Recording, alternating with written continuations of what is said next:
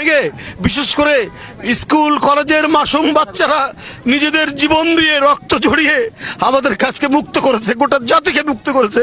আমি আজকে সেই সমস্ত মাসুম বাচ্চা, স্কুল কলেজের সে সমস্ত ছাত্র ছাত্রীদের যাদের শহীদি আত্মত্যাগের মধ্যে দিয়ে আজকে গোটা জাতি মুক্তি লাভ করেছে এক ভয়ঙ্কর ফ্যাসিবাদ থেকে, সেই সব শহীদদের প্রতি আমার গভীর শ্রদ্ধা জানাচ্ছি।